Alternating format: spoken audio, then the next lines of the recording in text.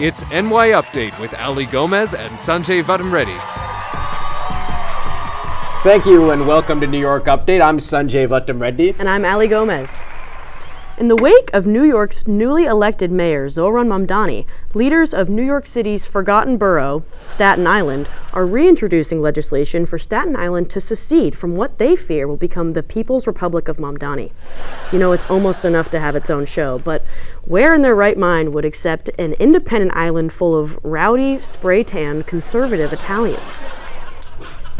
Authorities say founder of Texas megachurch and Donald Trump's former spiritual advisor, Robert Preston Morris, has pled guilty to 5 counts of indecent act with a minor.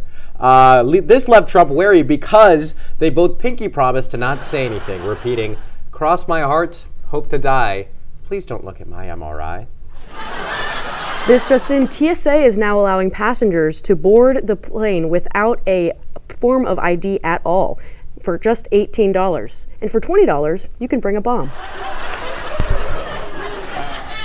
Yesterday, Trump commented on his mysterious MRI, saying it was a standard physical and it was absolutely nothing out of the ordinary, which clearly came a little too rehearsed, but I'm sure he got plenty of practice saying that while vacationing on the celebrity vacation spot making headlines, Little St. James. Donald Trump was booed at a performance of Les Mis at the Kennedy Center in Washington, D.C. This came just a few months after the cast of Hamilton postponed their performance at the Lincoln Center due to his re-election. And honestly, after what happened to Lincoln and Kennedy, I can't wait until we have a Trump Center. Me too. In other news, an Australian news outlet claims that Monica Lewinsky is possibly one of the most influential feminists of the last 30 years. And to think we all thought she blew it. Turns out it was Donald Trump blowing it the whole time. The Trump administration announced a $200 billion investment by Micron Technology in the U.S. semiconductor industry. But for $200 billion, you better be conducting all the way, damn it.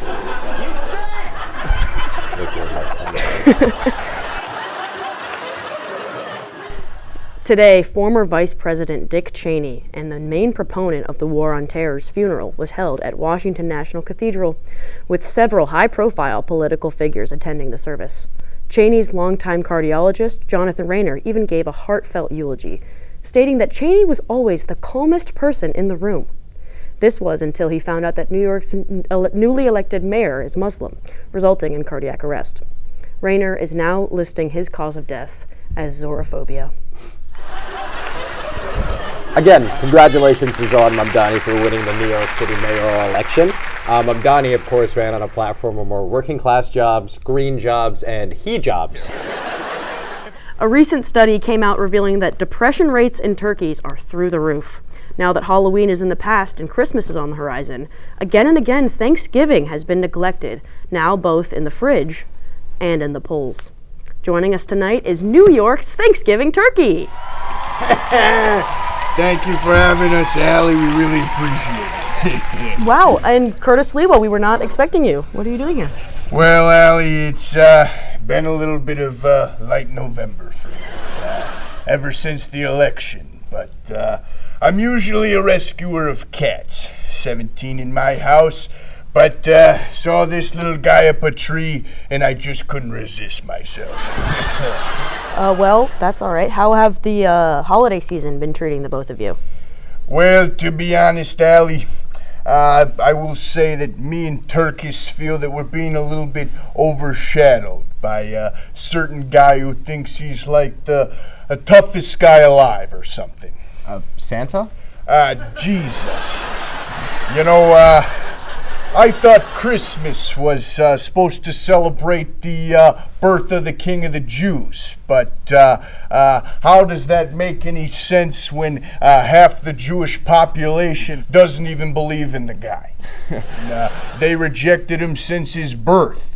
Christmas isn't even celebrated in honor of him anymore. You know, it's all about the guy in the red suit.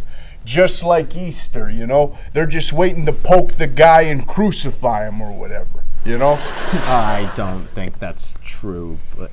Since 1863, TURKIS here has been tied up, poked, prodded, sliced, diced, gizzified, whatever you want to call it. And I think that's wrong. It's not right. We all turn a blind eye just because it's Turkish? I don't think so. Not here in New York City. Just like me, in 1995, Turkish was stabbed 5 times in the bottom of an oil pan while the Gambino family was trying to take his temperature. Oh, you know what? That's all the time we have for tonight. Thank you so much, Curtis SILWA and his pet Turkis. Thank you. Don't be glazing us, all right? Don't be glazing us. All right. For New York Update, I'm Sanjay Reddy. And I'm Ali Gomez. And have a good night.